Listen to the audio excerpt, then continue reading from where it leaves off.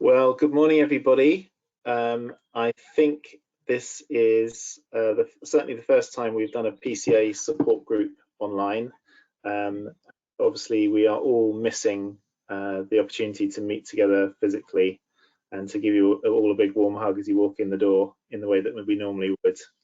But it's great to have you with us. My name is Seb Crutch. I'm one of the psychologists at Rare Dementia Support and the Dementia Research Centre. And it's a real pleasure to welcome as many of you as can join us now. I think just so you have an understanding of how this works, currently I believe there's about 57 people on the call. We've got about 80 or so, 86 people registered. So it will be very much numbers, but of course we can't all see each other. So the way we've structured this meeting is that you will be able to see and hear me as the host, and then each of the individual speakers for the first half of our meeting, for the first 40 minutes or so, each presenting, giving you some information for about 5 or 6 minutes each. Everyone else who's a member of the meeting will be able to listen in and hear and see the same thing that you're seeing. And then halfway through, I will swap places with Emma Harding, who you all know, and Emma will host the questions. We've had a number of questions which have been sent in already, and you are welcome, and we would positively encourage you to send in questions during this session. So anytime someone says something and it occurs to you that you would like to raise a query about that, or it prompts you to think of something you wanted to ask one of us, please do feel free to get in touch with us via the chat box on the system that you're using. There's a little place that says chat, and you can type in a message and that will go to the organisers of the meeting. And then we will deal with as many of those questions, particularly the general questions which might be of relevance to everyone during the meeting. And then we will follow up on any individual queries with Nikki, Claire and Libby or others of us, following up with personal and particular queries after the meeting, if that's okay. And then I just also wanted to reassure you that if, like me, you're anxious about your Wi-Fi signal going down, then we would like to encourage you that this meeting is being recorded. And so if for any reason you need to step away, but you feel you're missing out on something that's being said or shared, please do be encouraged that we'll be sharing probably later today, as soon as that, a recording of this meeting, and then also some details of the questions and the answer sessions that were given after the meeting. So just so you know what you have to look forward to, after I've given you a brief update about Rare Dementia Support and recent developments in the service, we're going to have Nikki Zimmerman, who leads the direct support team, giving you a few updates about the services and support which the direct support team are currently providing, and particularly who we are and what we're doing to help you face up to the challenges produced by this COVID-19 situation, and also talking a bit about buddying. After that, Roberta McKee-Jackson will give us a few updates about Rare Dementia Support regional groups, which many of you attending are kindly involved in. Following that, Kia Yong will be giving some brief research updates. And after that, before the questions start, we'll be playing you a short video of a colleague, Professor Dame Hazel Genn, who is a lawyer and who works with Rare Dementia Support to provide the new RDS legal advice service. So we've got a pre-recorded contribution from Hazel. And after that, as I mentioned, Emma Harding will join us to host some questions, including the panelists that you've heard from already, and also Professor Jonathan Schott, who will be here to answer any medical and neurological queries that you might have. So thank you again. We realise this is a very strange situation. This is the second large online support group that we've run. A couple of weeks ago, we ran our big FTD, frontotemporal dementia support group online. And so we are trying to learn from the experience of presenting from home.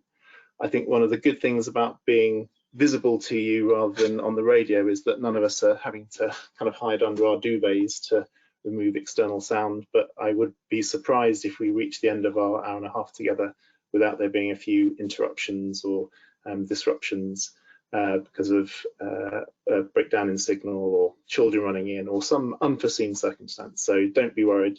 if it's not quite as smooth as usual. But I hope this will still be a good opportunity for you to share experiences and hear what other people have been going through in these recent difficulties. Just before I hand over to Nikki to talk particularly about some of the direct support team experiences and to share some of the queries that have been raised, particularly over the last few weeks, I just wanted to give you a few updates about where we are with developing the Rare Dementia Support Service. As many of you know, Rare Dementia Support, or RDS, has grown organically from a few people having a cup of tea, usually just patients and carers from the National Hospital's own clinics, into an organisation which really does have the vision to try and reach out and support anyone living with a rare dementia, certainly across the UK and often far beyond. And we've been really fortunate support from the National Brain Appeal. A number of you will Eva Tate from previous meetings and her colleagues who've done fantastic work to work with you, many of you who very generously supported the work of RDS over previous years, and also to set us up with a more professional way of fundraising, both on a small scale and a large scale. And some of the recent developments which have been ably supported by Eva and her team include seeking funding for new regional groups.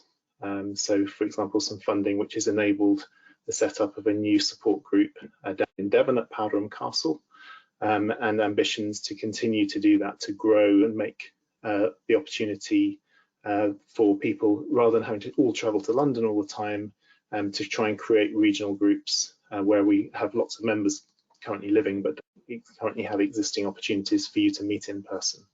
And whilst it's difficult in these strange times of none of us being able to meet face to face, we will of course continue to meet online for as long as we have to, but in no way are we reducing our ambition to create more and more opportunities in coming months and years for you to meet face to face, because we know how valuable that is.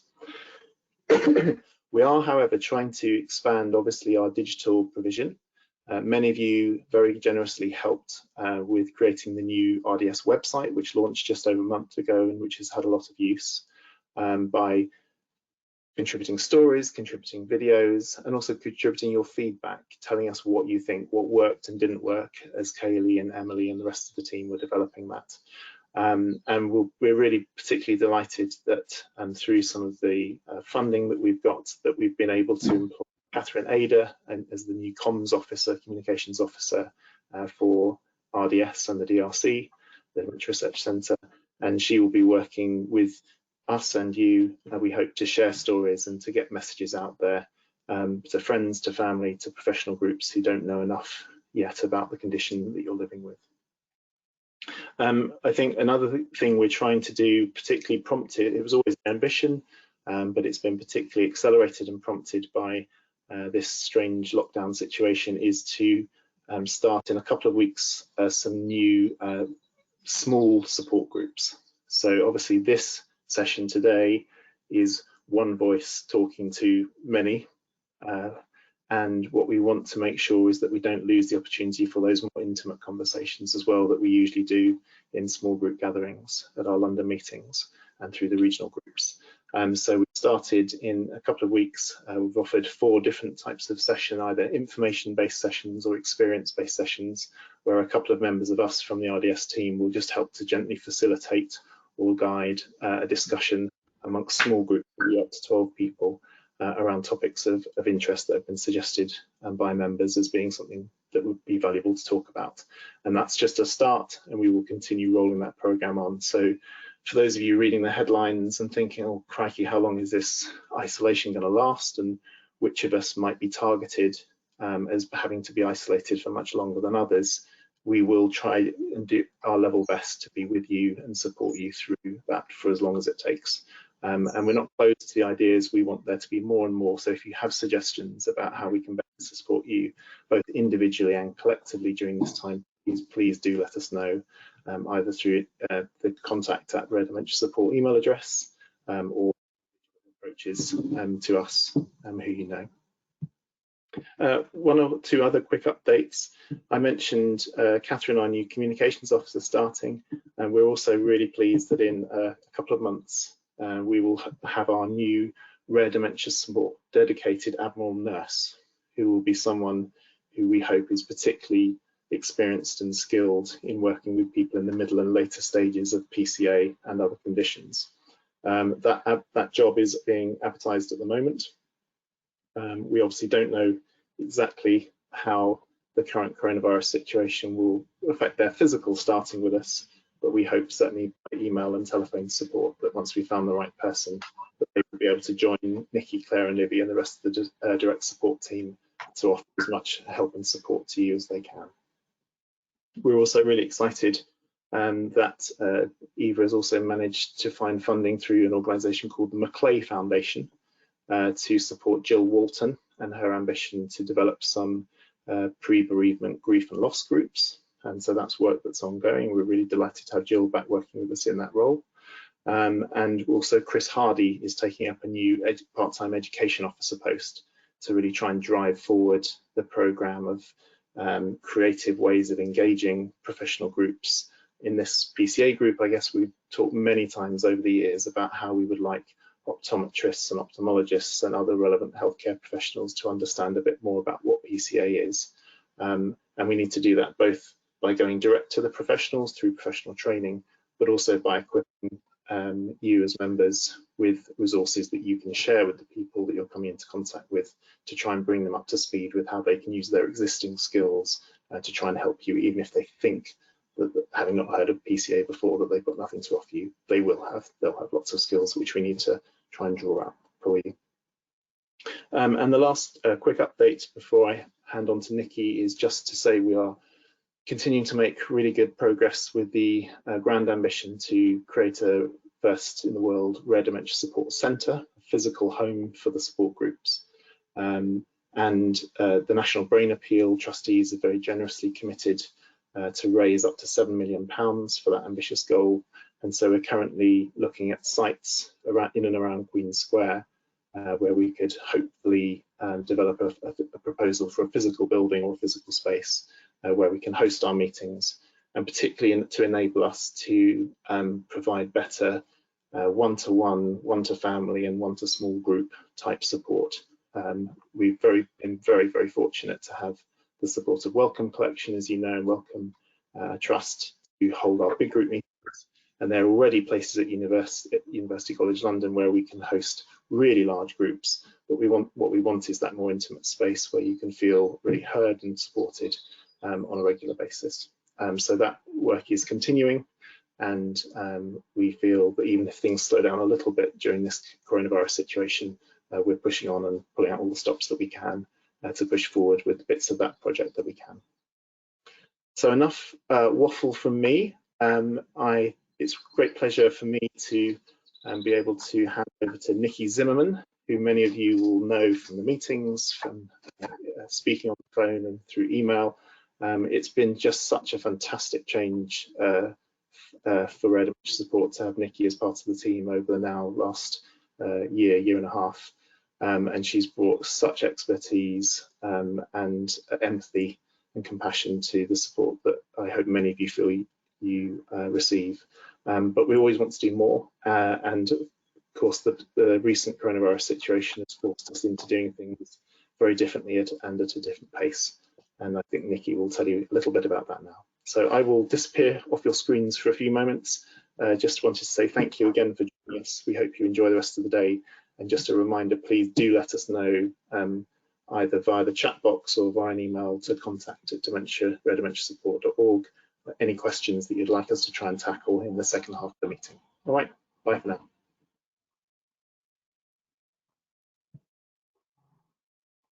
Thanks, Seb. That's great. And hello, everybody. It's great to be here virtually, but as Seb said, we are missing everybody at our physical meetings. It's always so wonderful when everyone comes up the stairs and we give big hugs and we see all those lovely faces that we're used to seeing. And to you, those of you out there, this is your first time and we've not met you. I really can't wait to meet you at our next meeting, which we can have physical, which we don't know when it's going to be, but hopefully it's not going to be too long. I'm the lead of the direct support team. I work with my colleagues Claire and Livy, which I'm sure you've had some correspondence with. And I just want to tell you a little bit about what we do. So we look after about 2,000 members in rare dementia support, and that's from all different subtypes of rare dementias. It's a very varied role, and there's sort of different sort of aspects to the role. So initially we try to help people with the navigation to actually getting an accurate diagnosis of PCA. We know it's a rare dementia. We know that a lot of people are misdiagnosed or even not heard when they actually go to the doctors and report sort of symptoms and they don't know what it is. So we really try to help with that navigation to get people to see the correct consultants, the cognitive neurologists, and to get a formal diagnosis. And then once they've got their diagnosis, we really try and help their families and themselves come to terms with this transition and make sense of their new situation. We try and help them find solutions and coping strategies, and this can be emotional or practice support that is needed. Unfortunately, it is a progressive disease, and we are there to support people when they have to put in different adaptations throughout their journey. So it's not that we're just there at the start to help. We are there to support people throughout their journeys. And a big part of this is navigating the maze, which is the health and social care system. There's lots of health professionals out there which will be really helpful and beneficial for people at different points during their journey, and it's enabling people to access that support. And part of this support will be different care options which will be beneficial. So this can be anything like care at home, sort of for empowering people, making them stay independent for as long as possible. So maybe having a personal assistant to help, to getting some respite care in later, help with personal care needs, and looking at different sort of care options down the further down the journey. And this may be looking at options for residential and care homes, and working with those care homes to on the educational front, so they actually have more awareness of what it's like to have PCA and how to support people properly. We are now hit in the COVID-19 stage, and this has brought about an awful lot of changes for all of us. So we have doubled our support in the last few weeks, probably the last month, maybe 6 weeks. So we are dealing with twice as many inquiries as we normally are. But you know, this is what we're here for. We are there to support you. So please do feel, if you've got any issues, get in contact with us. And the sort of things that we've been dealing with are those of you that have been newly diagnosed and just digesting that diagnosis and what this transition into new life actually means, because life is obviously changing, but also life is very different for everybody at the moment, and support is not as easily available as we'd like it to be. So we're trying to help people in that stage. We're getting a lot of support calls from people who were living with PCA and the families living and got used to the transitions that they've been through. They've adjusted their lives, they're living really well, and they were dealing with the situation really well. There's some really good routines going on in life, and suddenly COVID-19 has come along and stopped those routines. So we're helping people make some adjustments and adaptations in their lives and put alternative things in place. We're hearing a lot of anxiety from our members of the potential of having to go into hospital and what that would actually mean with somebody with PCA. So we've worked with some of our members to make some PCA and other rare dementia support hospital admissions packs. So everything that you would need, what you need to ask for, what would be really helpful going into hospital. But what we've also been doing is having some really serious conversations about the options of this as well, and if you know, is it always necessary to go into hospital, and what options are out there. We've also had lots of anxious calls from members who can't visit their loved ones in care homes, and this is really sad at the moment. So we're looking at different strategies to help with that. I've been working really hard with Catherine, our new communications officer, who's fantastic. Seb mentioned her, and we've produced lots of resources which are on our website for COVID-19. Things to do with emergency responses, but lots of things to do with activities as well. So if you can't find what you're looking for on the website, please get in contact with us and we'll see what we can do to help.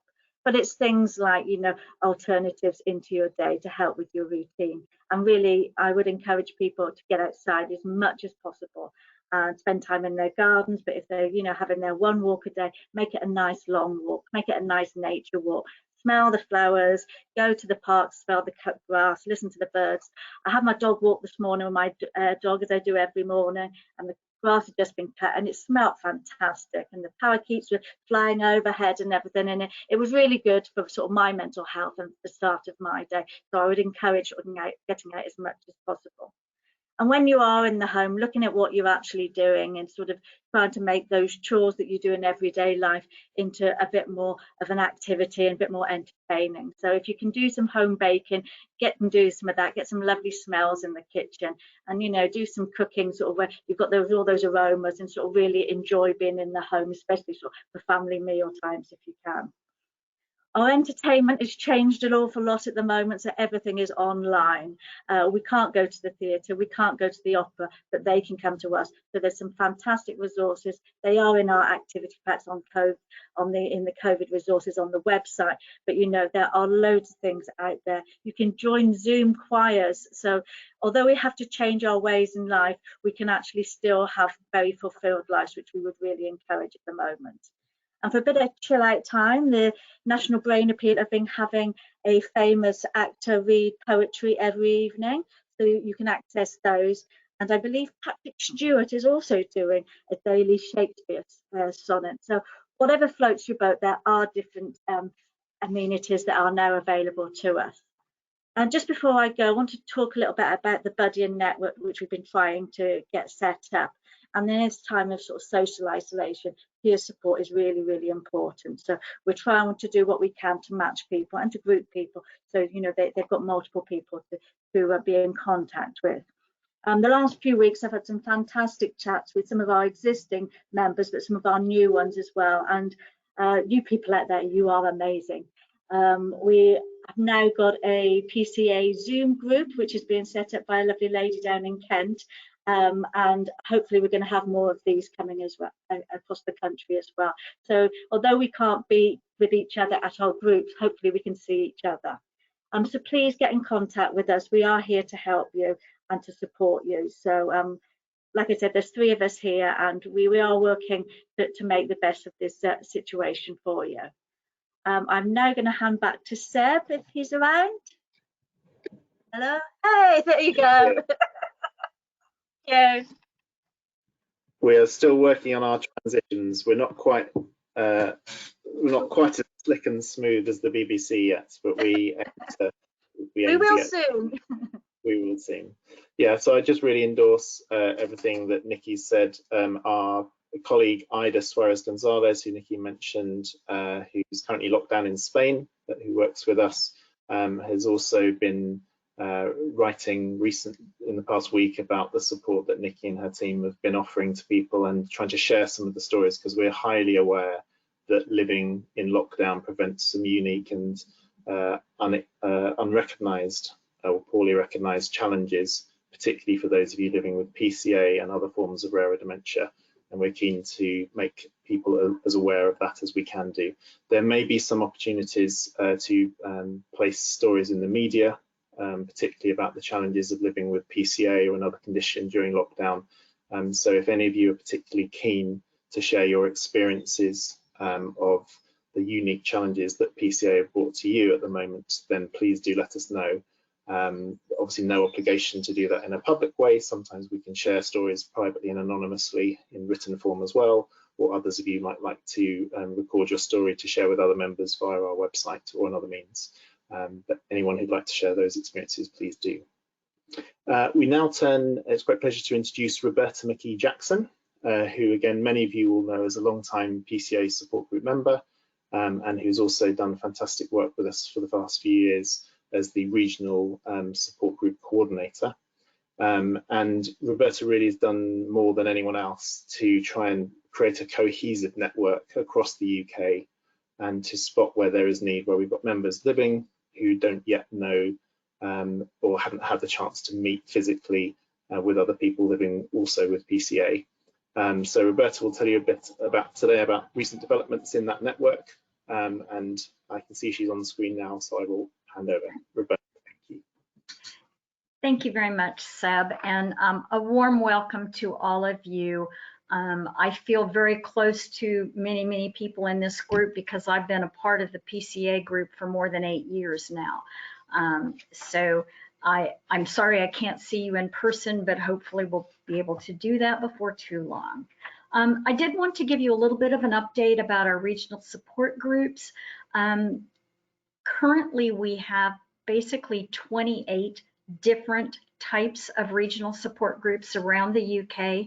And those take on different flavors. We have some that are local groups where the people meet, and they might meet monthly, they might meet quarterly, they might meet 2 or 3 times a year. It varies a great deal for any of them. We have some that are also partnered with, say, an NHS trust or a charity or a university is another type. And then we also have what some of the people who are classed as regional facilitated groups, but they provide telephone and email support, and they may occasionally hold meetings within their area, but they're not constant like that. So we do have quite a network.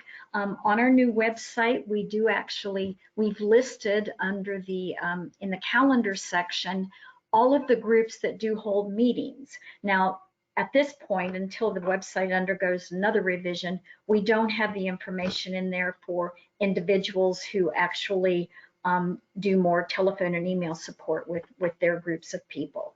And that hopefully will be coming, but you can always check on the website. Now, unfortunately, right now, the meetings that we already had put in the calendar for 2020, I've tried to go in for all the ones I know of. Clearly, they're all canceled at the moment. And where I do know, in certain cases, some of those meetings, they now are meeting virtually. And so that could take on the form of a WhatsApp group. It could be just so that the members who are willing to provide their mobile number or something or email, they could have a, excuse me, a Zoom group or a Google Hangouts, or there's another one, they could do a Skype call. So there's a lot of different ways that the regional groups are still continuing to meet.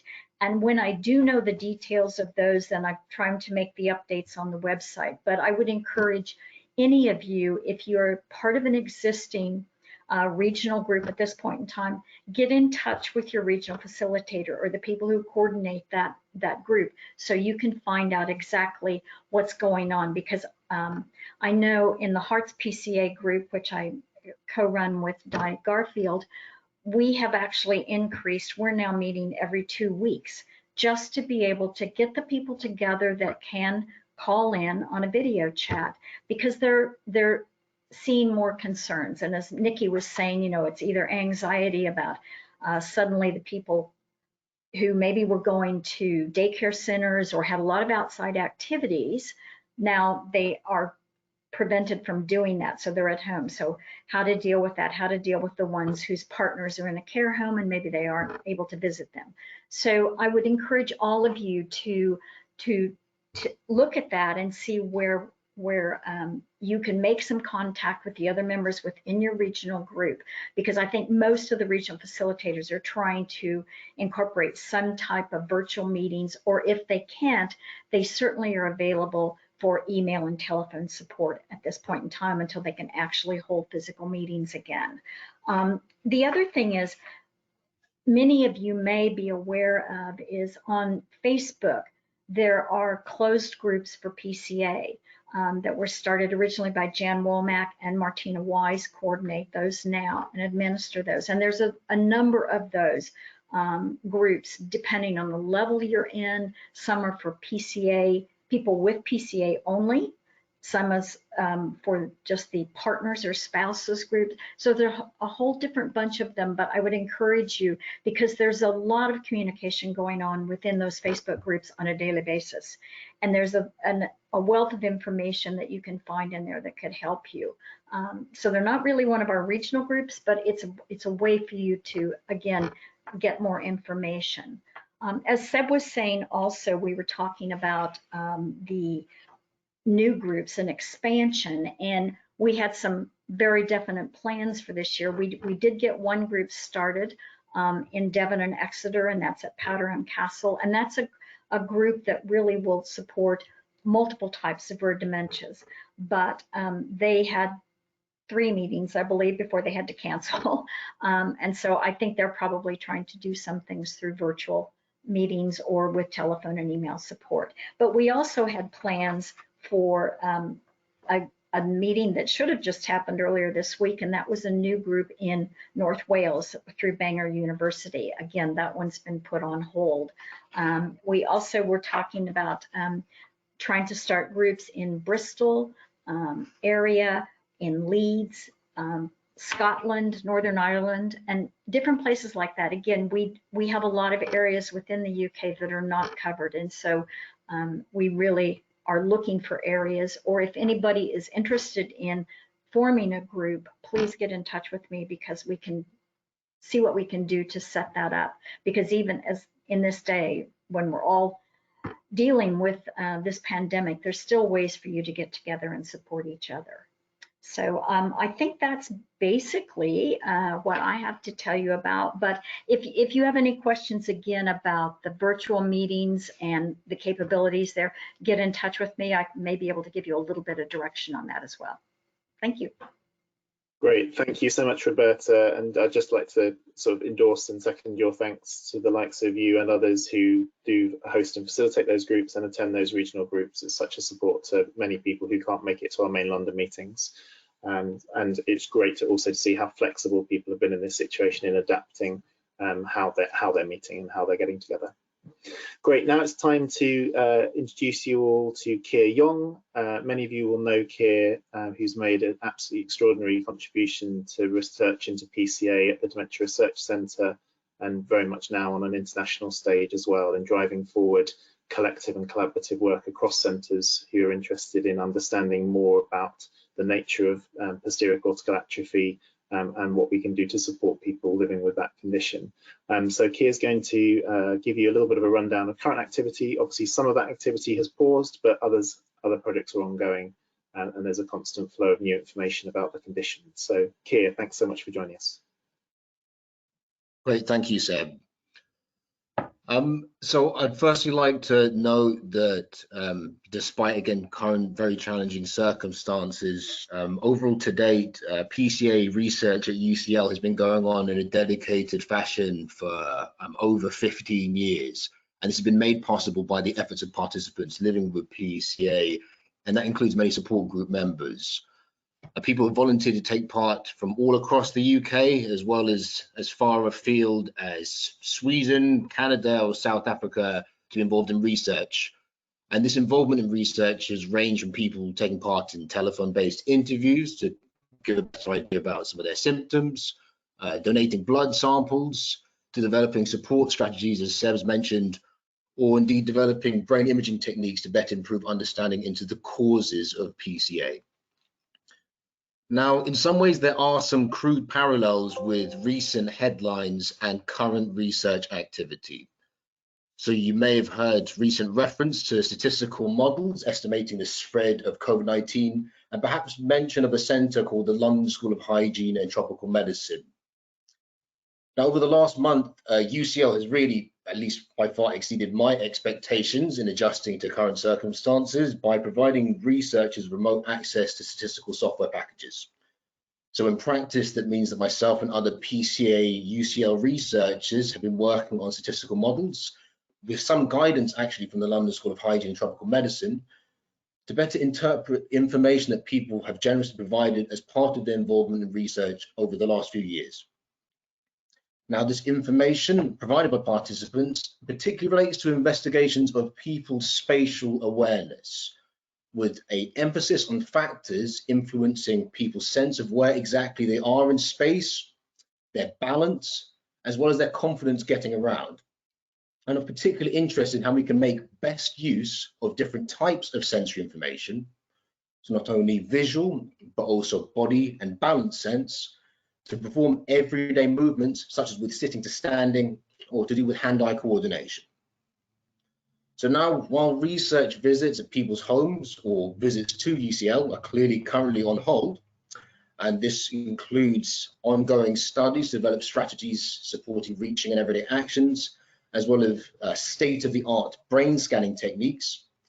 If delays do continue into the summer, we'll be extending some of our learning based off the use of statistical models to analyze existing cognitive data, as well as MRI scans that people have volunteered for, to get a better understanding of factors influencing the resilience and vulnerability of different aspects of thinking, as well as different brain structures to PCA. Now, you may have heard some reports of clinicians passing on some of their hard-won lessons on how to recognize and manage COVID from one country to the other. So particularly some of the lessons learned from the Lombardy region in Italy, and passing on those lessons to other centers. Now, building on previous work that Seb, Jonathan Schott, and Tim Shakespeare have done, really in raising awareness amongst eye health professionals of PCA, I've been speaking with organizations and researchers in the UK and elsewhere, with a particular emphasis on helping health and social care professionals to better recognize and support people living with PCA and people whose vision is directly affected by dementia. So UK organisations include the College of Optometrists, the Royal College of Occupational Therapists, and the Vision UK Dementia and Sight Loss Committee. European Union-based researchers and health professionals include optometrists who are hoping to improve sight assessments, visual functioning, and help to reduce falls risk in people living with different forms of dementia. There's ongoing conversations with some researchers based in the United States about improving the consistency of assessment of visual and other symptoms arising due to PCA. A lot of these conversations have been made possible, again, through Seb and John's previous efforts, working with the International PCA Working Party, as well as my current position on Alzheimer's Association's committee and advancing Alzheimer's research and treatment, but emphasizing atypical Alzheimer's disease.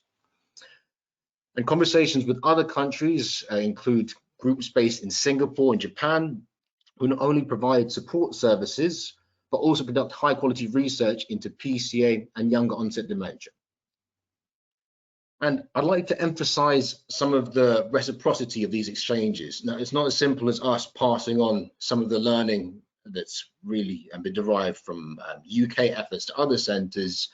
To take one example, there are groups doing very high quality research of young onset Alzheimer's disease and PCA, for instance, in South Korea, and to my knowledge, having done a recent literature review, this includes the only work I'm aware of that uses a PET imaging marker of microglial activation to investigate immune response in PCA compared to people with more typical memory-led Alzheimer's disease. And this learning, this mutual learning from different centers might be particularly important in the current circumstances, given how certain centers may be able to resume everyday research activities sooner than others. Now, in terms of research output, since the last PCA support group meeting, there have been 11 publications on PCA, and these range from documenting changes in brain activity and communication between different brain regions in PCA, to reports of individuals who might have particular difficulty locating where objects are in one part of the visual field more so than in other parts. And I'd just like to mention that if people have any feedback on what more we could be doing to engage certain professional groups, then please feel free to get in touch. Great, thank you. And I think it's back to Seb. Thank you, Keir. Thanks so much. I think I've been at so many PCA meetings where many of you have said how important it is for you to be able to take part in research as a way of contributing to sort of fight back against the condition you live with, or to feel that you're making a difference to other people's lives. And so it's really encouraging for me to hear Keir talk about how all those contributions you've already made are continuing. It is not just all on pause, they're continuing to help people like Keir to better understand the condition and how best to provide support and to educate other professionals and other public audiences as well. So that's really encouraging, thank you.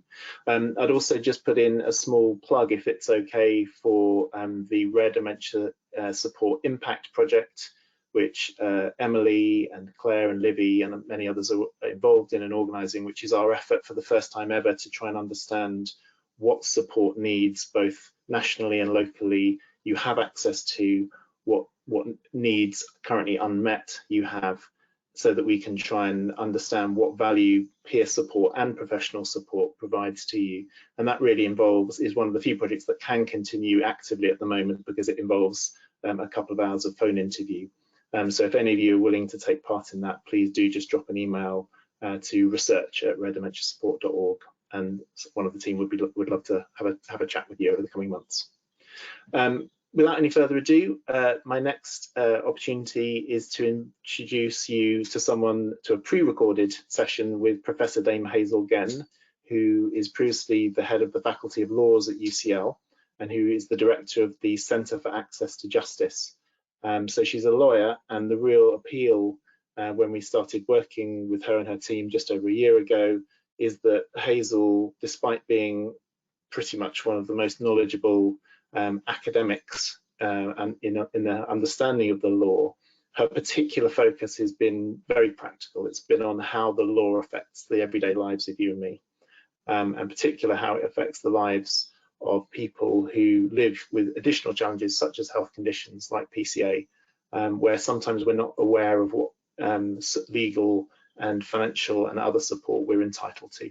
And so here you're going to hear a brief recording of Hazel when she spoke to the FTD, Frontotemporal Dementia Support Group, a couple of weeks ago, explaining something about who she is, how her team work, and the interaction between her team and Rare Dementia Support as we try and help you more with legal and financial matters.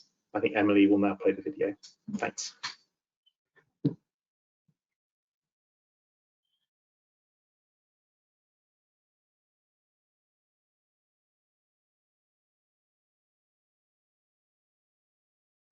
And I found it extremely interesting, and I managed to talk to lots of people, and there were lots of issues being raised with me at that time. So I just want to say a little bit about what my interest is, about what service we are providing, that is a kind of additional service the support service is already provided, and also to say something about the kind of problems that people raise with us, not just in COVID times, but in ordinary times, both people living with dementia and those who are caring for them.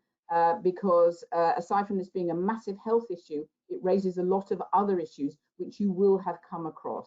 So my interest, as Seb said, my research has always been on access to justice, and my key interest is on the extent to which people understand their rights, but particularly how vulnerable groups can use the legal system to access critical services and benefits to which they are entitled under law. And I stress that because often when people hear the word legal, they think, oh, no, nothing to do with me, legal. But what you need to understand is that many of the rights and services to which you are entitled are legal rights. And sometimes if you're not getting those services, you may need to appeal to your legal rights in order to get them.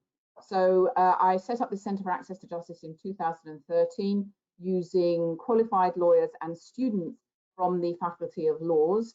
And then later on, we were approached by Seb and Nick from the Rare Dementia Support Group to say, was there something we could do for them? And I was very, very pleased to be able to do that, because I could see, because I know from my own research, the extent to which having a health problem, although you may not realize it, will raise issues for which the law may have the answer, and people don't know their legal rights. There's no reason why they should necessarily. And actually being able to get access to advice can be very helpful and very reassuring in certain times. So I want to say something about the service and then the kinds of problems that we have been dealing with. So it's run from the UCL Faculty of Laws. It's a mixture of qualified lawyers who work together with students. The students do the research and we provide the best advice we can. We go along whenever we can to support group meetings to talk to people with dementia and their carers to try and get a sense of the problems that they have. And we also give them out inquiry forms so that if they've got any immediate inquiries, they can raise them with us. We will not answer questions on the spot because very often we can't do it off the top of our head, and we ought not to do that. We need to research it. But once people have given us an inquiry, we can then look into it. So what the service offers is one-off what we call generalist advice. So it's kind of first line advice on a broad range of legal issues to RDS support group members, both people with a diagnosis and the people who are caring for them. And very importantly, the service is free of charge, and it's open to members to use as many times as they would like to. So I'll say a bit more about generous later on. We regularly, as I say, go to support group meetings. We help people to complete inquiry forms. Our inquiry form is also available on the RDS, from the RDS team, just by contacting them, and we can let you have that email address later on if you want to, if you need it. When we get an inquiry, we review it to see whether it's something that we can help with. We try to assist wherever we can, but particularly for urgent or complex matters, there may be things that need specialist advice that we can't do ourselves, but we should be able to signpost you on or to refer you on to people who can provide that specialist advice. If we can assist you, we'll arrange an appointment. We used to do this by Skype in any case, because of course we were dealing with people all over the country. We also used to do it in our office in Stratford, but of course now with the coronavirus, during the coronavirus situation, we're not doing any face-to-face consultations. We're going to be doing everything either by Skype or by telephone, and we are happy to do that. We've got, as I said, a team of volunteer students who research every query. They prepare advice in advance of the appointment, so we will make an appointment to give you the advice. So that gives us time to research the situation, so we can give you specific advice for your situation, because everybody's situation is different. And all of it is supervised by legally qualified staff. After the appointment, we send an advice letter that will confirm what we've discussed and addressing any follow-up queries that you might have during the appointment. At the moment, my post is going bonkers, and I don't know what yours is like, but email works very well, and we can respond to email requests. As I said, we're a free generalist service. We don't provide representation or specialist advice. As I said, we can possibly refer you to other people. So anyone who wants to use the service needs to make contact with us to make an appointment, so that we can research your issues, and the contact form actually asks you for the problem that you want help with. And as I said, on the face of Skype or telephone. At the moment, we're a bit short-staffed, as you can imagine. We've got people self-isolating, we've got people who are unwell, so there could be a delay in getting the service kind of back to full strength. But if there are people wanting support, my advice would be let us know anyway, because we can start setting up appointments for the future. It gives us a sense of what the issues are coming in, and we can all start doing some research on those things in advance if we need to do specific research. So moving on to the common issues, because sometimes people, even when I said these kinds of things, they think, well, I'm not sure that I have any of these things. And there are some certain things that come up very regularly and that are very important. And what I want to, and the very first one is implementing and using powers of attorney.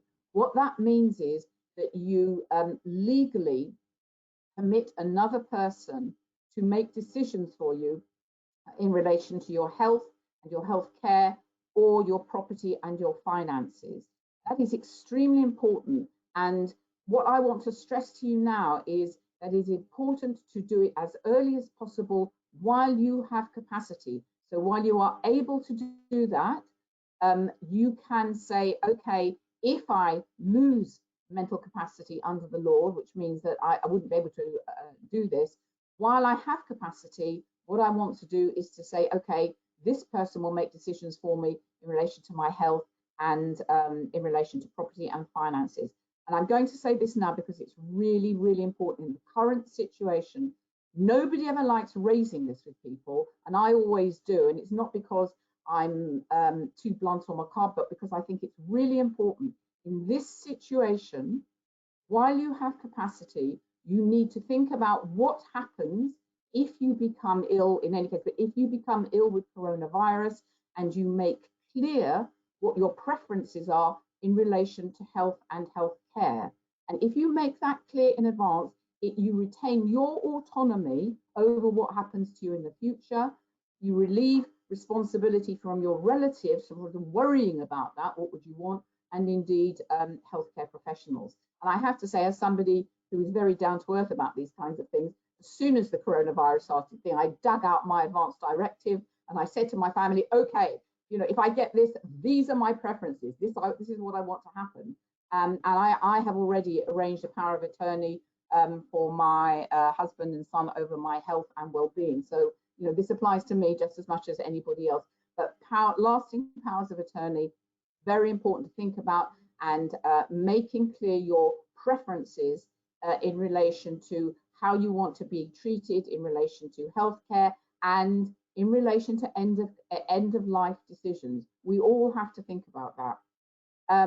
The other things that we deal with very regularly are rules for social care services provided by local councils. At the moment, they're all under stress, but there are rules, and there is the kind of thing that we can provide advice on the kinds of things you're entitled to.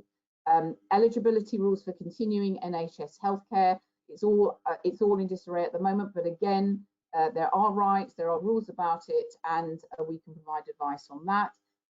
And very, very relevant at the moment, issues to do with disability benefits and other state financial benefits. Now, we know that the government is making new rules in relation to COVID, and we can help with things like that, and also employment rights.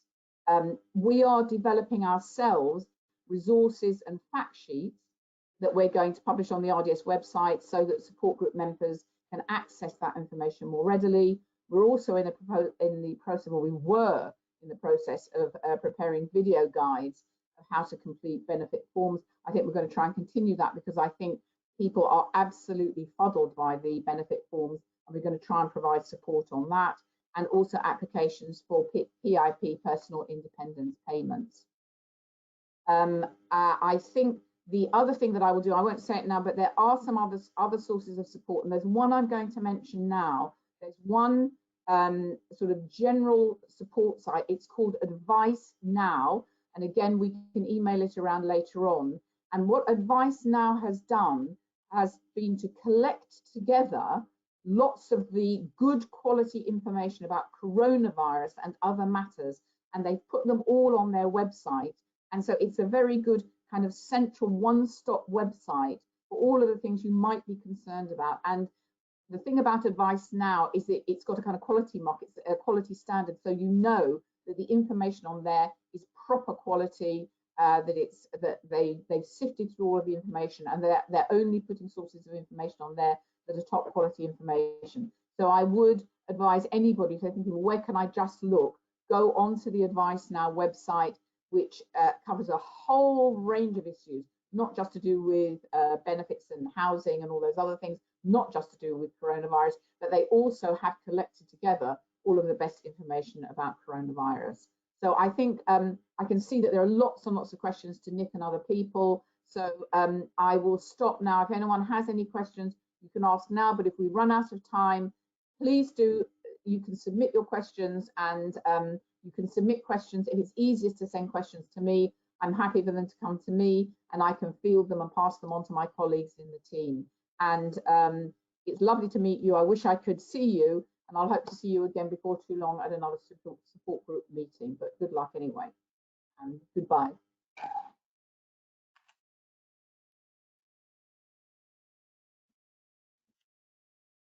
Hello everyone. I just wanted to say thank you to Hazel for that contribution, and to all of our speakers so far.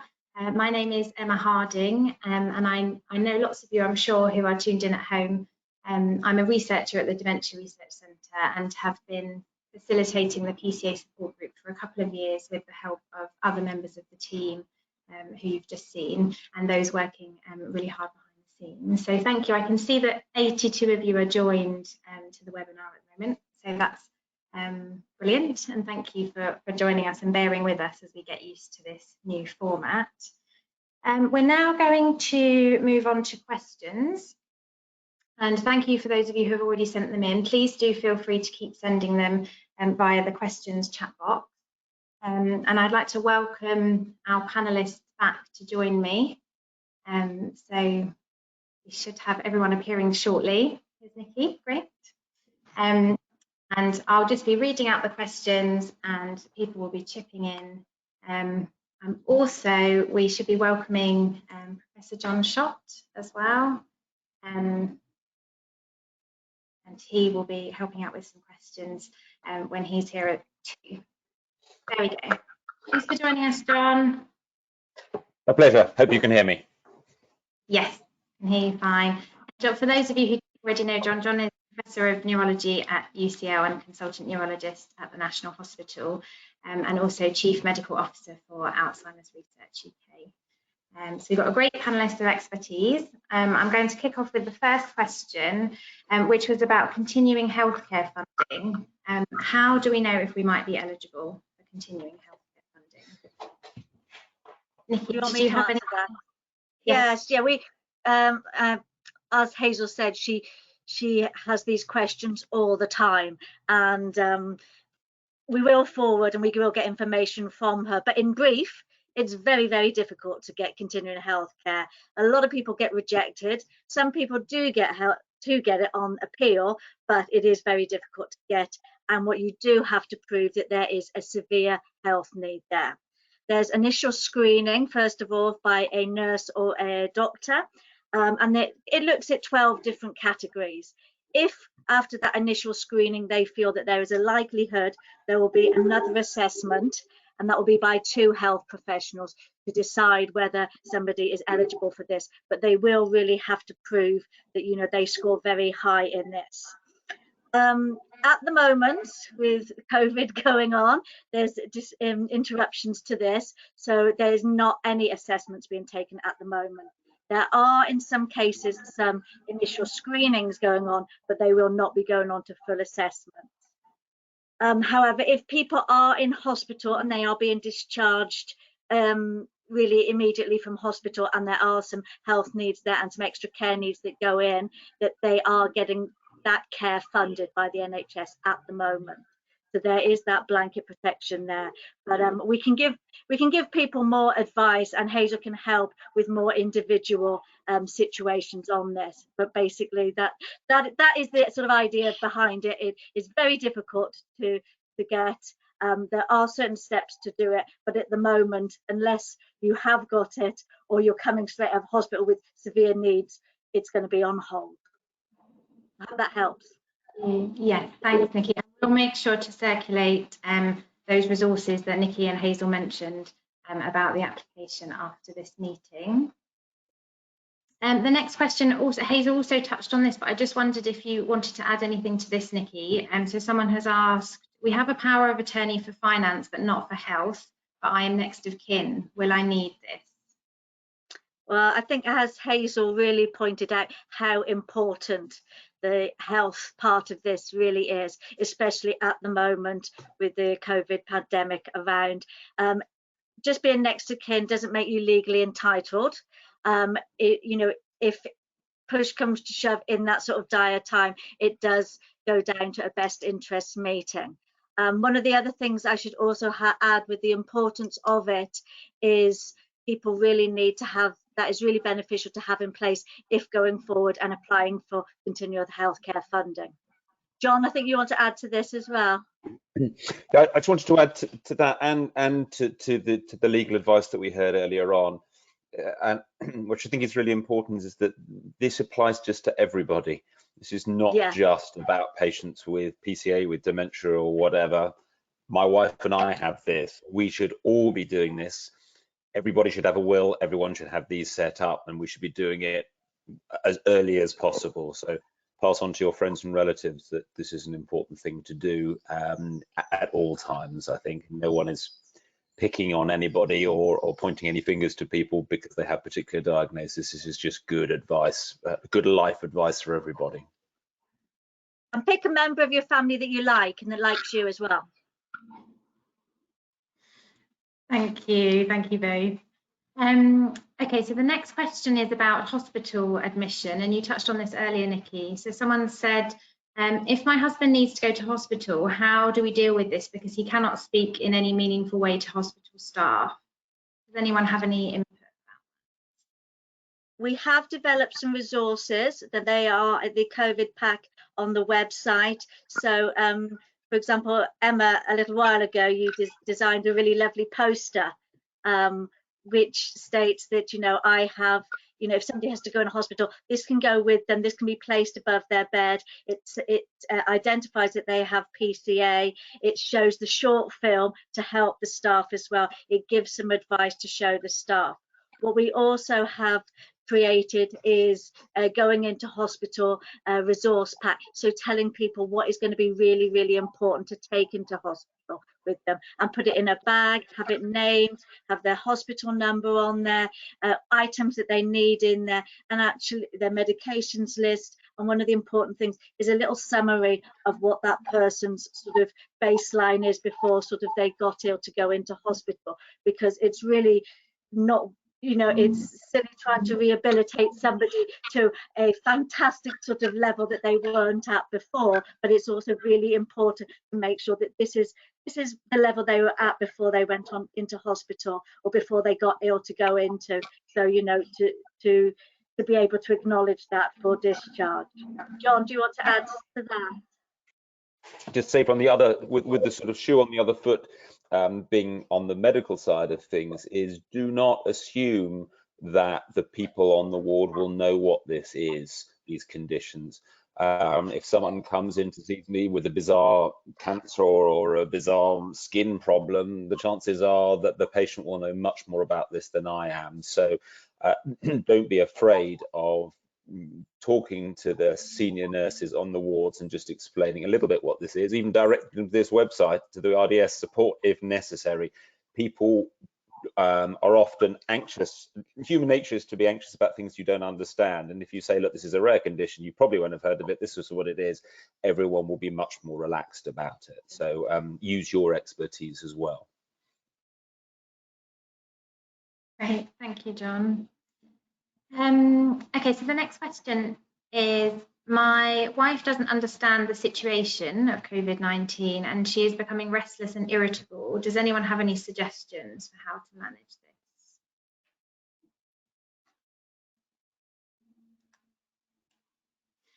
We did actually have some input from Dr. Ida Suarez Gonzalez, who can't be at the recording today, which I can read out if that's helpful. Let me, before we just to preempt that, is to say that from a medical perspective, and I think everyone will be aware of this, but sort of medications and chemicals and drugs and so forth are the last resort here.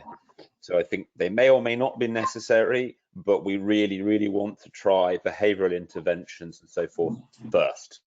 And that's where I think the advice that Aida's been putting out and that the group generally has put together is most important. So let's say that there are some medications, but they are really the bottom of the list, and everything else should be tried first. So back to Emma, probably. Thank you, John. And yes, that feeds in nicely. So Ida has commented that sometimes that may be due to disruption in routines, which we're all facing. And we've recently produced a series of short videos about managing during lockdown, and one of those is particularly focused on disrupted routines and how to re-establish some of those in an adapted way so that they can be done at home. And we'll make sure to link to that when we send the follow-up notes after this meeting. And another reason for sort of restlessness and irritability, which may be best tackled with behavioural intervention, is because of boredom. So just reiterating that lots of the things that lots of us do for fun and enjoyment usually are disrupted at the moment, and that we are just needing to be a bit flexible about finding ways to adapt some of those activities so that we can continue to do them in a slightly different format at home. And we'll be circulating the notes which have some ideas for virtual online support and activity engagement as well after this meeting. Did anyone want to add any more to that one? Okay, so we'll go on to the next question, which is, there's been some mention in the press recently that coronavirus 19 can have some effect on the brain and nervous system. Is there any possibility that this is true? And if people do have atypical symptoms like short-term memory impairment, is it likely that they will return to normal? So perhaps I can tackle that one a little bit. So the coronavirus clearly you know, whilst it's dominating our waking hours at the moment, we need to remember is still really very new, and we've only known about this for 3 or 4 months, and the information is now beginning to come through clearly in huge numbers of publications. The evidence, so I would divide this into 2 ways, which is one, the effects of having a very, at times, severe illness in general on memory and thinking, and then the question about whether the virus or the body's response to the virus might actually cause specific memory problems. So we know that people who have infections, get fevers, have low oxygen levels, will become confused, and will often become confused. And we call this delirium. And we know that people who have pre-existing memory or thinking problems, or are more elderly, or conversely are very young with kids, are more likely to suffer from these. And sometimes people who are healthy and particularly healthy and elderly and have an infection, that can kick off quite some significant memory problems, which we call delirium, which can then settle down afterwards. So I don't think there's any question that at times COVID can be an extremely severe illness, and combined with sort of fevers and shortness of breath and low oxygen levels, that can cause or exacerbate existing memory problems. If that's the case, those should settle down once the infection is treated. There's a very interesting question which we as the neurology community are battling with at the moment, is whether the coronavirus itself can cause neurological problems, and that's both within the brain, the spinal cord, and the nerves. The answer to this is probably yes, that this is a relatively rare part of the illness. We've seen some people who are having difficulty with tingling in the feet and walking, and the coronavirus does seem to be a cause in some people for causing small strokes, which can be in the kidneys and probably in the brain as well. As far as I'm aware, there are very few reports now of people getting a brain inflammation which affects memory significantly. That seems to be very few and far between at the moment, and doesn't seem to be a major issue. So I think what we know at the moment is that most people who get confused this is going to be related to having a general infection rather than the infection per se. Strokes, I think, are an increased risk. And what we're going to now to see as people begin to recover from this is whether there's any sequelae in terms of memory and thinking. But at the moment, that doesn't seem to be a major issue, sort of long lasting. But I think we'll know much more in the weeks and months and years to come. Thank you, John. Okay, the next question is, what do we know about what is happening in the brain in PCA and how this can explain some fluctuations in symptoms and abilities? For example, sleeping a lot, and if someone can sometimes hold a conversation, but at other times may say random phrases or repeat words or groups of words, and how is it best to respond and help? Who would like to offer some input? Having spoken a lot, can I nominate Keir to have a go at that, and then I'll pick up anything from a medical perspective. Are you happy to do that, Keir? I am, either way. John, how about you make a start, and then I'll see if there's anything you haven't covered. Yeah, no problem.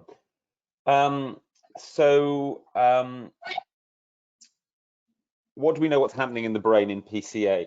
Well, just to briefly sort of recap, which I think will be sort of very well known to many of you, but not perhaps to some people who newly joined the group. Posterior cortical atrophy, PCA, is a syndrome, which means that it's a constellation of different symptoms and signs that come together, focused around vision, usually, and then when we think about the causes, these are usually related to the neurodegenerative dementias, by which we mean accumulation of abnormal brain proteins and then loss of brain cells.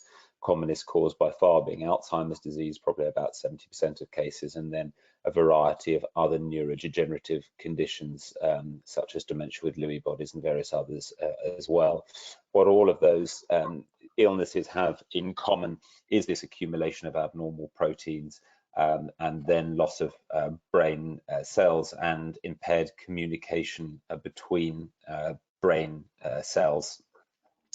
So in terms of this issue of fluctuations, this is very interesting. So some causes of dementia which can cause PCA, particularly a condition called dementia with Lewy bodies, which overlaps with Parkinson's disease, is very well known to have very prominent fluctuations when people are very, very bright and good one day and then very, very sluggish the next day, and that can also alter from hour to hour and minute to minute. This has been well known for decades now, and the exact mechanism behind this isn't clear, but it's likely to be due to fluctuations of the neurotransmitters, which are the brain chemicals that mediate signaling between the brain. And we know that fluctuation, I mean, actually, when we stop and look at ourselves and our family members, even those of us who are healthy, will notice that people fluctuate in terms of their attention, their irritability, their cognitive performance the whole time. I can see some people in the panel nodding with very knowingly here. So a degree of fluctuation is probably common to us all, and that can relate to issues like, you know, our experiences, whether we're comfortable, whether we're warm, whether we're well fed, whether we've had stressful situations. So the degree of this is probably part of normality, and like many things with dementia, those often become a little bit more extreme. So sometimes it's going to be due to external stimuli and how they're modulated. I think we also then have to consider about what's actually going on within the brain in terms of changes in the neurotransmitters and changes in the brain pathways. And these are extremely complicated. I mean, we have estimates of between 60 and 100 billion nerve cells within the human brain, all connected to one another. And so the tools that we've got to understand and probe those are really fairly blunt at the moment. And we don't really know about what causes these fluctuations, but it is likely to be a combination of how these abnormal proteins are disrupting the normal brain circuitry, how that's influenced by changes in brain chemistry. And I think we shouldn't overlook some of the impacts about the external stimuli and how we respond to them, and how much of this is a sort of enhanced variation of what we all experience on a day-to-day basis. So, Kira, I don't know if you've got anything to add to that. Yeah, I'd just like to add a couple of things briefly. I think that's a really great summary, again, about appreciating extrinsic factors. I think a mistake certain people can make sometimes is thinking that you have either psychological and psychiatric or neurological symptoms, but of course people can have a combination of both. And just because something's going on in the brain, it doesn't mean that changes in people's everyday physical surroundings and their social interactions with people don't really affect, again, aspects of how people thinking of going about their day-to-day functioning. I'd also like to note as well the mention of language-related symptoms, which, again, for some people with PCA, even if there's a lot of focus on PCA as, you know, inverted commas, the visual form of dementia, that actually, for a lot of people, some language-related symptoms can be some of the earliest things that they notice. So whether it's this tip of the tongue phenomenon, where they have the word, but they have difficulty retrieving it from their vocabulary, or whether you have people mixing up certain sounds such as B or P. They also mentioned some repetitive speaking or repeating certain phrases. And I think this is consistent with some people, especially as they're getting into maybe more intermediate stages of PCA, that sometimes people can repeat certain phrases. Something that could, I guess, be considered to overlap with people perseverating. Thank you, Kia. And I had some comments from Ida as well about how to respond and manage those sorts of difficulties. So Ida has stressed first and foremost really to whether the words are repeated or perhaps they're not making sense. The most important thing is to notice the tone in which they are said, or how the person seems, if they may be distressed, or if they may be excited, or if they may be seem as though they might be in pain or worried about something. So even if you can't necessarily understand the content of what's being said, to pay attention to how it's being said, and body language, things which all of you who are caring for a loved one will already be doing. Also to see if there's anything in the environment, as John was saying, that may be triggering this, or it may commonly happen in a certain situation, or if the content of the words might relate to a particular interest or a particular experience or memory. And those, we will circulate those from Ida with the notes following the meeting as well. Okay, so on to our next question. This question was about getting a certificate of visual impairment. So someone has said in particular that their partner is registered as sight impaired, but actually has really great difficulty with navigating around the home, with reading and writing, and making a spatial sort of mental map of areas. Should people with PCA registered as sight impaired be entitled to all the same concessions and benefits as someone who is registered blind? I don't know, Keir, if you had some input on that one, that would be great. So first of all, I'd just like to say how sorry I am to hear, again, the difficulties people are going through. So I'd like to note that there's at least one published recommendation from a neuro-ophthalmologist who's infinitely better qualified to talk about, you know, what's fair in terms of qualifying for being registered as being partially sighted or indeed blind. But these recommendations saying that people with PCA should qualify as being severely sight impaired, which is equivalent to being considered as being blind, with the rationale being that people might be getting visual information sent from the eyes to the back of the brain, but the brain has real difficulty making sense of these. And as mentioned in the original question, it's also these less intuitive things, at least to well, many health and social care professionals, about this difficulty having this mental map, where it might be that even in a very familiar environment, it's difficult knowing exactly where, say, the entrance of a home is, or terms like left and right carry less meaning. I'd like to mention that people like John and Seb have put together training for people on the eye health side, so working with optometrists, which I think I'm talking about in the last few years.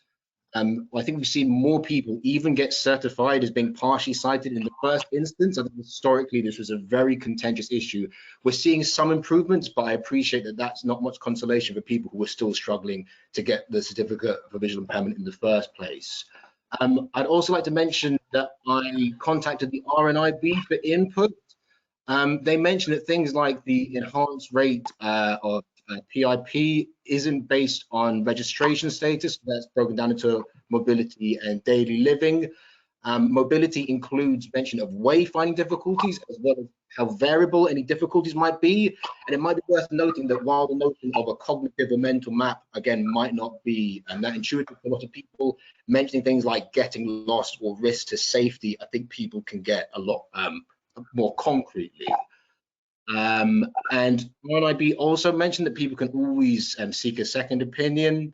And I think Emma also shared some really helpful resources, again, found on the RNIB website, which we could share, I think, in the minutes for this meeting, about considerations about getting registered for being partially sighted and the difference in terms of what people could benefit from either being registered as being partially sighted or blind. Thank you. John, did you want to add to that? Yeah, again, I'd just like to come back to you as the experts. Unfortunately, in life, in medicine, in applying for social care, etc., sometimes it is a situation of he who shouts loudest gets most, which is wrong, but I'm afraid that's the way it is. And again, I think we at RDS will be very happy to support you with that. If you come in, as some people do with me, with a huge list of what people can and cannot do, these are the real issues. I cannot go out alone. I cannot do this. We cannot see this. Can't find my way around this. Needs help.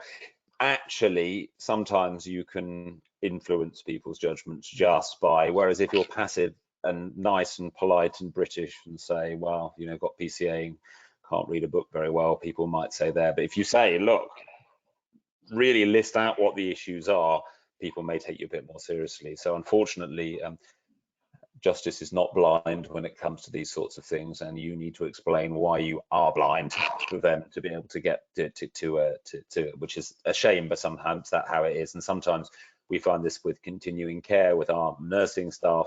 There are certain buzzwords and phrases that you need to get in for people to see. So again, I think take some advice if you run into problems. Thank you. Roberta, there were lots of knowing nods from you then. Did you want to add something of your experience?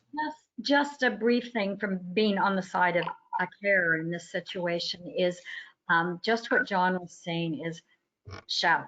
Don't accept no for the answer, whether it be for the sight impairment, CHC, whatever it might be, or any type of benefits you're trying to access locally. The people that are coming to see you more than likely will not have a good understanding of PCA at all.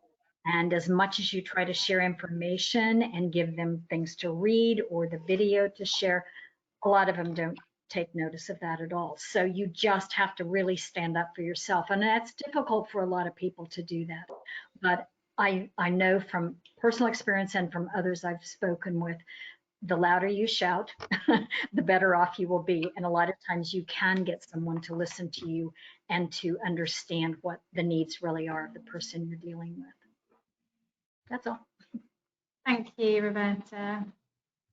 Did anyone want to add anything to that one, or shall I move on to the next?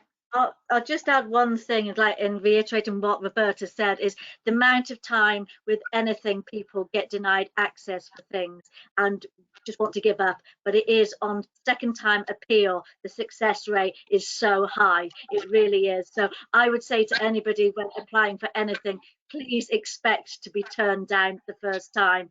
And don't be surprised without changing very, very little, you are accepted on the second go. Great, thank you. Okay, the next question we have is about seizures. So someone's commented that nurses and the GP have let us know that seizures are normal for people living with dementia. Do you have any experience of this from a PCA perspective?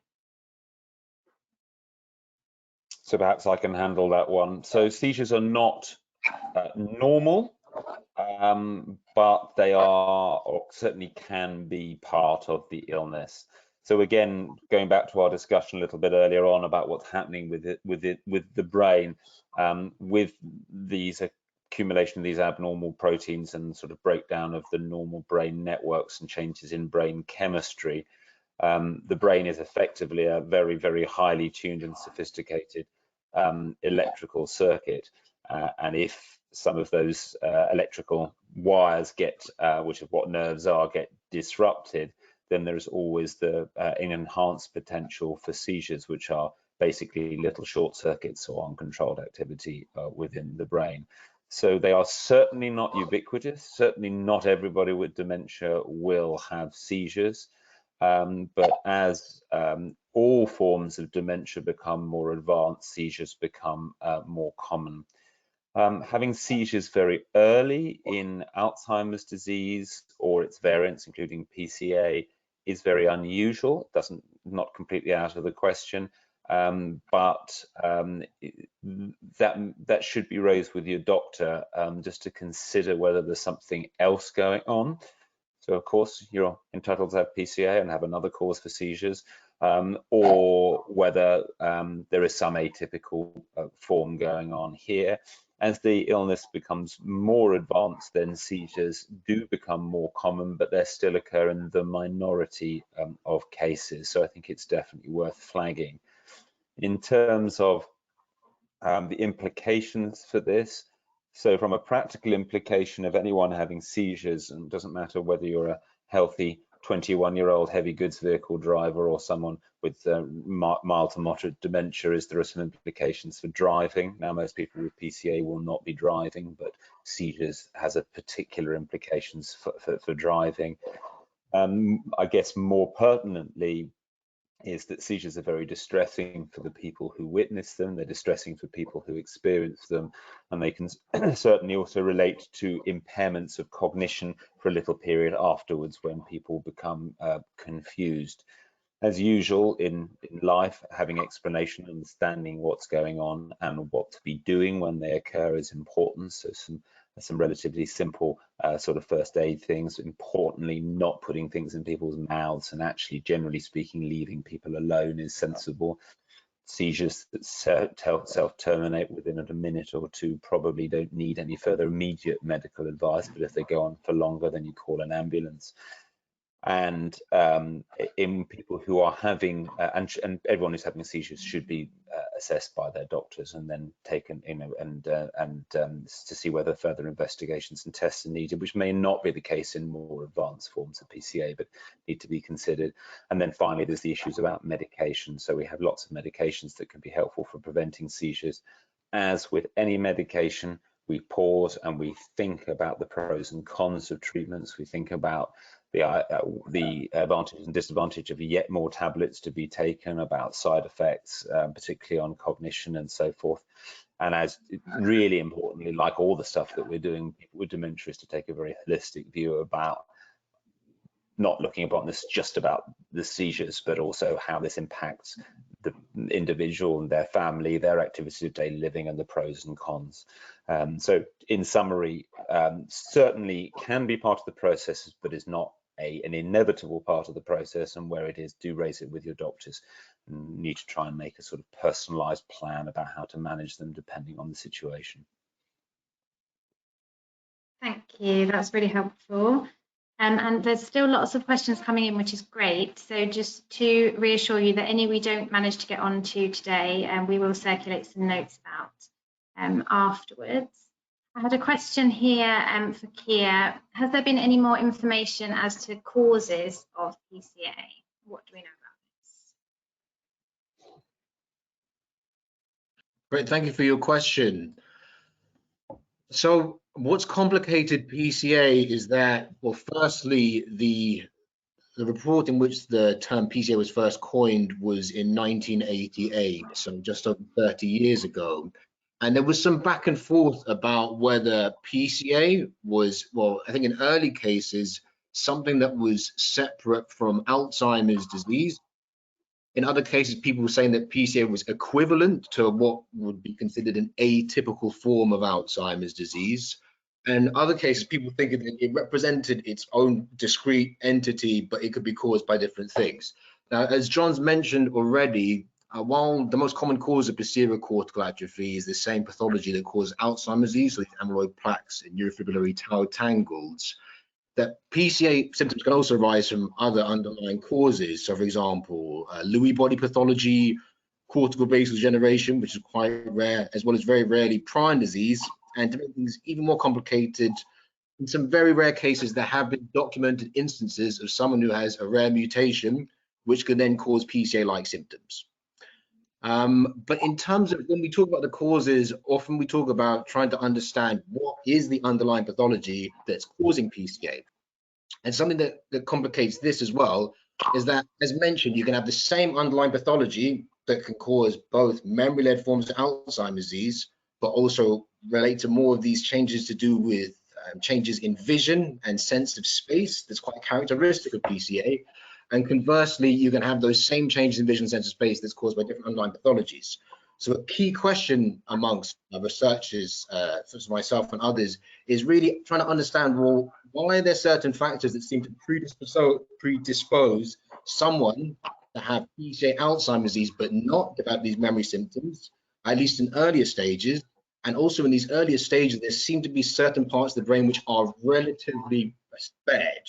And so even if you might have some distribution of pathology, actually in terms of, say, the thickness of that region, it's still actually being relatively preserved compared to areas towards the back of the brain. And what we hope to do more broadly is understand whether we can perhaps influence such factors which provide a catalyst for any therapeutic strategies. Great, thank you, Kia. We've had a couple of different questions relating to sleep, so sleep in PCA generally, but also people feeling more tired during the current situation. So I'll read out this general question, and then any input from anyone would be great. So problems including difficulty getting to sleep, waking during the night, and inability to get back to sleep, restlessness, and also the desire to nap for an hour or two during the day. Would anyone have any thoughts to share on that? I know we do also have a video from Ida. One of her videos is about access to sunlight, and that refers to sleep quite a lot. So we'll make sure again to circulate that. Anyone wanted to add anything?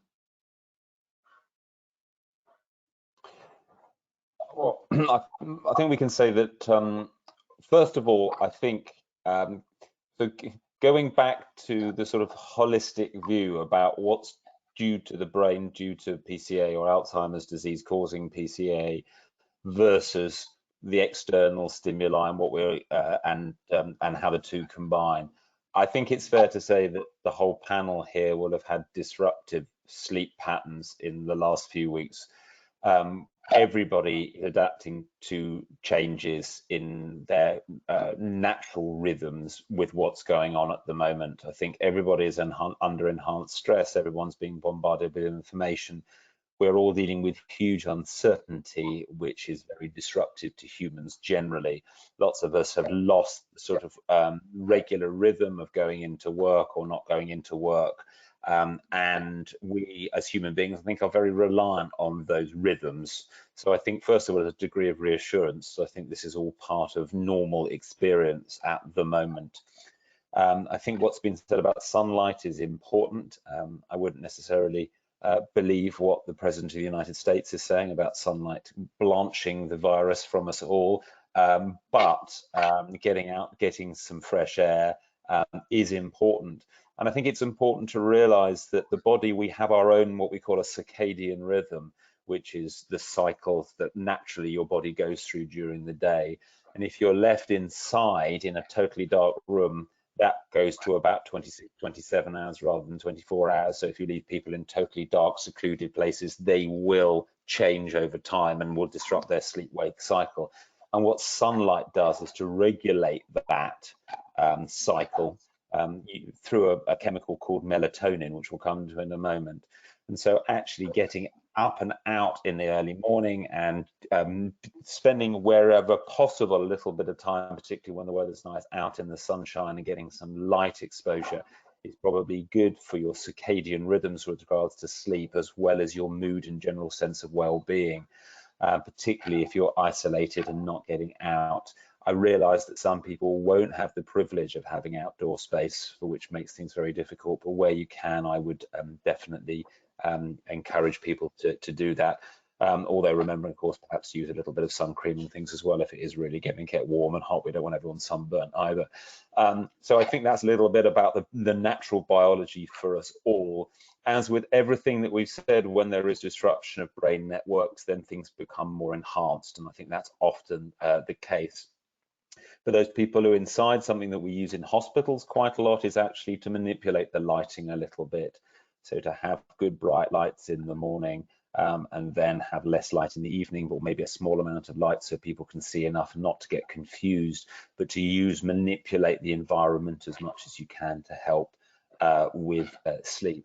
With regards to napping during the day, I think one needs to be quite relaxed about this, really. I mean, I think that, deliberately waking people up and poking them during the day to keep them awake during the night is often counterproductive. I think people have got very disrupted sleep-wake cycles that may be helpful in terms of the manipulation, but probably what's better to do is to try and put some activities to stimulate people to stay awake rather than expecting them to stay awake if their natural inclination is to lie down and go to sleep. And as with everything, there are some medications that may help, but the medications are the last resort. The medications that can be used is the melatonin, which is the endogenous, the natural chemical, which is suppressed by light and therefore becomes higher in the body at night time, which is why sometimes a small dose of melatonin at night to boost the natural, which is the natural sort of stimulus to sleep, can be helpful, and that can be useful for people who have got jet lag and can be helpful in these settings. I think very much the last resort is sleeping tablets, because we don't want to sedate people, which then can give rise to more memory problems or confusion if you're up in the night, and really is only for short-term use for people with very disruptive sleep. So I think that's what I would say about that. That's great, thank you. And that does actually bring us to the end of the meeting. So thank you everyone who's contributed. I think we should be welcoming Seb back any minute, but thank you to all of our panelists, and thank you everyone who sent in your questions. As I say, we will address those that we haven't had time for today. And just as is quite characteristic of this group, there have also been suggestions flooding in as well for useful resources, particular professional groups that it will be useful for people to contact. So we'll make sure to circulate those as well. And yes, over to you, Seb. Thank you all. Well, thank you very much, Emma, and all of you for answering those questions, and for all of you who've contributed questions. I sincerely hope the meeting today has been valuable to you. But equally, we're very aware that there are many elements of our normal meetings which are missing from this online format. The primary reason that dementia support exists is to provide an opportunity for those of you living with PCA to meet other people who are also living with PCA, and we know that this doesn't reflect that. And in particular, we also know that you are the experts in living with this condition. People like you and Roberta who've walked this path know in a very different way to the rest of us who perhaps wear some kind of professional hat, what it means. And so we hope today has if you like, scratched part of the itch, has answered some of the questions, or has provided some perspectives on your current situation. But we really would encourage you to take up the opportunity, if you want to, of things like these new online groups where you actually get to talk to each other face to face, so you'll see each other, not just us. To use things like the Facebook groups, the buddying system that Nikki and the others can help to link you up by phone or video call with each other. And so to recognize that today is only a part of it. So if you're feeling like today hasn't been quite what you had hoped for, particularly if it's your first time, and I'm sad that you haven't had the opportunity to be welcomed into a community of people who just get it, then we get that too. I would like to thank I'd also like to give particular thanks to Emily Brotherhood and Claire Waddington in particular, who've been behind the scenes collating your questions and feeding them on to the panelists. Finally, just a reminder that there's a lot of talk in the questions about sleep, about cycles. And as John mentioned, all of our cycles have been disrupted. And we know that when we provide resources, give advice and suggestions about all these activities that are out there, we may be at positive phases in our cycle where we feel like we're able to take up those suggestions, and sometimes at more negative phases of the cycle where all that kind of stuff just feels too overwhelming. And we know that, we say that knowingly, and all I can say is we are here for you. Nikki, Libby and the rest of us are here for you to address questions whenever you feel able to ask those questions, reach out. And it does not, I just want to emphasize, it does not have to be asking a particular factual question, asking for a particular piece of support or help. It could just be that you just want to talk to someone else who gets it. And we are here for you, happy to be in touch with you as and when. And if Nikki talked about how we've had twice as many calls, if we had 10 times as many calls, it doesn't matter. We will bring in more people to be there. We've had lots of volunteers and offers of help from our friends and colleagues. And obviously you are all doing a lot of support for each other, buddying with each other already. So we will get through this, and we look forward to the time, even if we don't know exactly when it is, that we can all be back physically together in the same space. It will come. So thanks again for being part of today in all your different ways, and we look forward to speaking with you and being with you again soon. Bye for now.